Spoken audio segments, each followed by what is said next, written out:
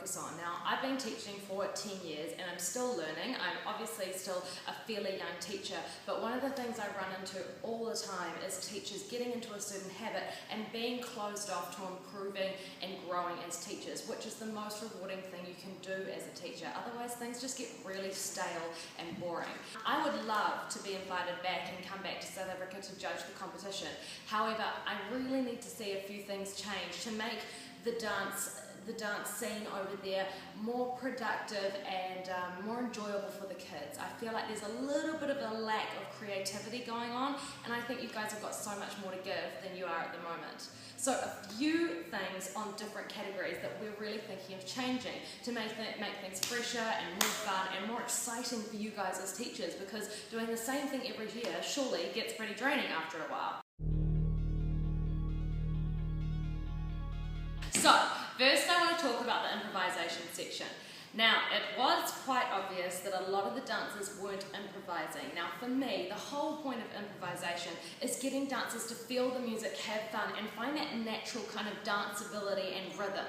But seeing as a lot of the girls and boys were just pulling choreography from their other dance styles, it's kind of defeating the whole purpose. First thing I've suggested is cutting it down to 1 minute 30 max. 3 minutes or 2 minutes depending on your dances is hard for me to improvise to, let alone a 5-year-old. So we're thinking of cutting it down and limiting the amount of improvisation sections that you can enter. It won't go against you guys at all. What it will do is allow the kids to really show what they can do.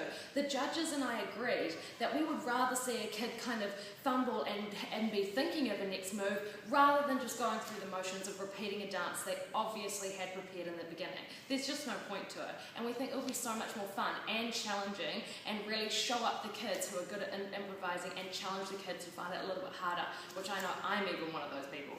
Also, so that the competition runs a little bit quicker, what we want to do is only play the song once at the beginning of the section. If we have a problem with that, one of the ideas I thought of is that they could listen to the song once before they hear it, once backstage in an iPhone, and then the audience doesn't even have to hear it twice, which will make the day go so much faster. And I don't know about you, but I found listening to the same song 3 times in a row quite what's the word, boring. Sorry, there's no way around that.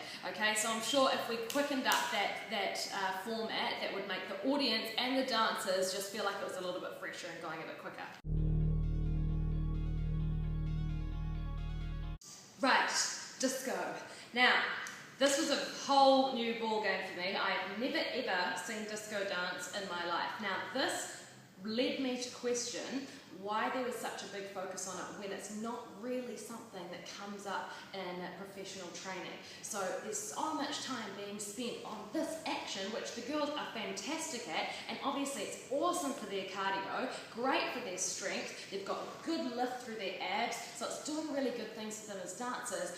But I feel like it was very repetitive, and it's something that's not necessarily translating into producing well-rounded dancers who are employable one day. Now, I know that's not the point for a lot of these girls, but I just still think we should stick to focusing on really relevant styles. However, I talked to Marianne and Vanessa, and according to them, there's a lot more steps in the disco syllabus that weren't being used as much. The judges and I all agreed that it was quite repetitive and got very tiresome to watch after a while. So we really, really, really need to see you guys step up the creativity in terms of what kind of disco steps you use if you're going to carry on with your disco. With the disco though, we absolutely need to see an improvement in the diversity of the choreography, otherwise they will be marked down a lot. Now, hip-hop. I know I was pretty hard on you guys when I was over there, but at Neverland we're pretty strong at hip-hop, and in New Zealand we're one of the top countries, if not the top country in the world for hip-hop. We've won the world champs as a country several times in a row, and we kind of know what's going on in the hip-hop scene. A lot of our hip-hop dancers are getting hired for jobs overseas, and we're really steering the path in terms of what is fresh and new in hip-hop. So let's talk about it for a second, because I don't actually think it's the ability of the dancers. I think your dancers have some phenomenal potential, but I think there's just a bit of education that needs to happen with the teachers. And also, as I asked you guys when I was over there, where your motivation is with hip-hop. Even though every class should be fun and exciting and that kind of thing, where are you going as a teacher with hip hop? Because I believe you shouldn't just chuck something on the timetable to make some extra money because it's popular.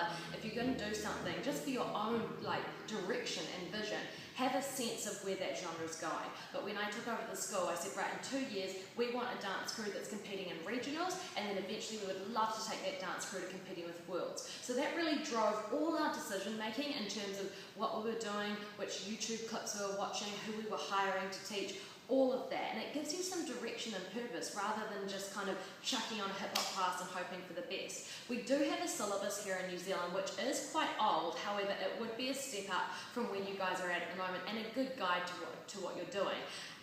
So I'm going to be passing on that information to Mariana and Vanessa and see what they think about introducing you guys to the hip hop syllabus that we used to follow in New Zealand. We don't follow a syllabus now because we find hip hop moves too quickly. However, we have a huge surplus of amazing hip hop teachers, which I get the feeling isn't the case as much over in South Africa. So firstly, I challenge you to find out if there are any people who teach relevant hip hop styles in your area and hire them.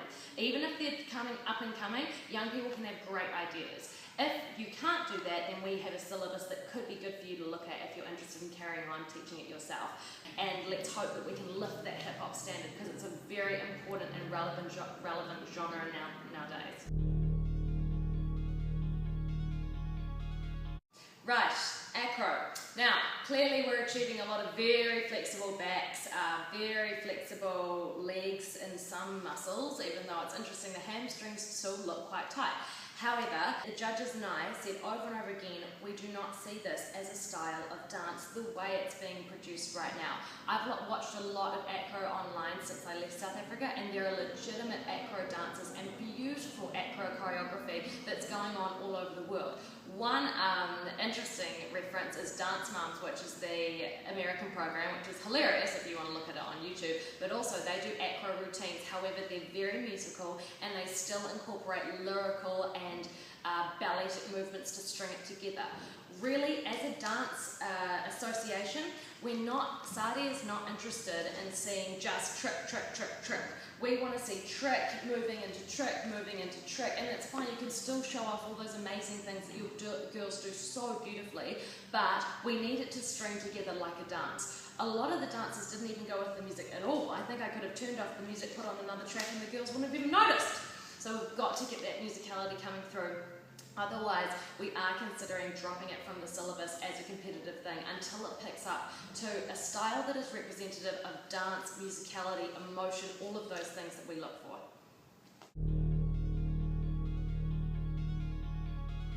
Now this is quite a big rethink, and we're not set in stone on any of these ideas, we're just throwing them out there, that we're going to be removing the novice, amateur, pre-amateur, etc. sections and just mark all 8 to 9 year olds in one section in one genre.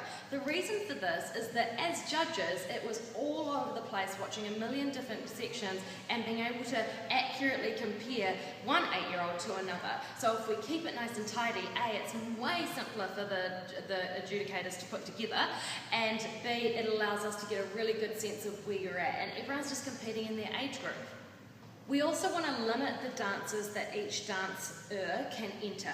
This will cut the competition down, and I believe most importantly will really lift the amount of creativity and choreographic input that teachers put in. If I was you and I had to choreograph 20 dances for one student, I would run out of ideas as well.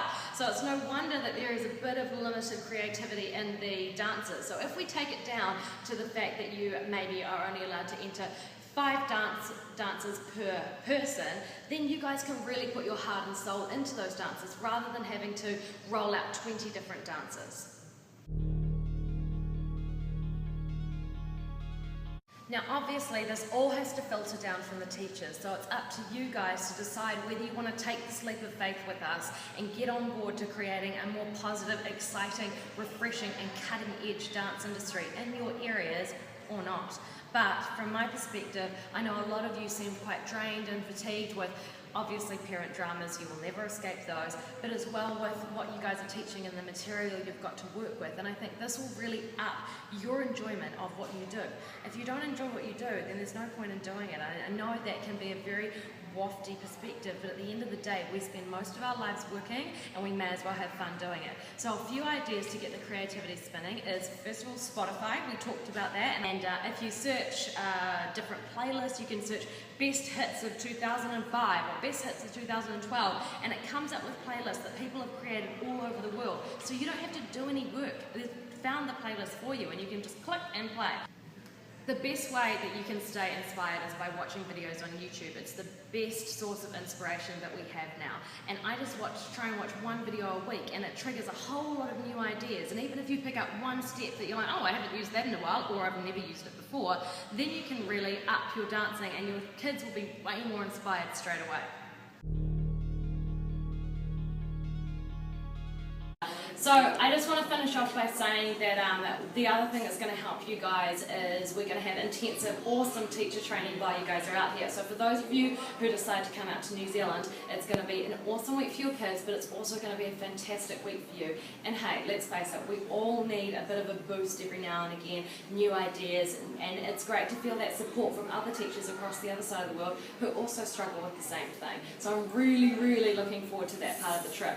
As well as I did mention, we have our internship program, and if any of you are interested in coming out and doing an internship program with us for a year, please get in touch with Marianne or Vanessa and they can pass on your details so we can start the conversation about how much it would cost, what it would look like, what opportunities could come out of it, and depending on what you're able to put in and the level of teaching that you're at, it might be free.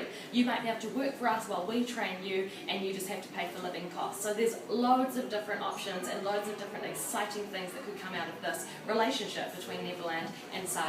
The last thing I want to say is that I know you guys have been doing it a certain way for a long time, and I know this might be a bit of a shock to rethink all of these things that have been so normal and accepted by you. But coming in as an outsider, I just wanted to put my thoughts out there in a very respectful way. What you guys do is great. You've got great kids, they've got amazing talent, their flexibility is awesome, their determination, and they've got some serious personality as well. But it's just about lifting it to the next level that makes it more enjoyable, professional, and fresh for all of the people involved, for mums, for kids, and for you guys as teachers. So let us know what your feedback is. We're really happy to open up the conversation, but a lot of these decisions, after we've heard some feedback, will be made by us executively, and I can promise you they'll lead to a much more exciting competition for you all.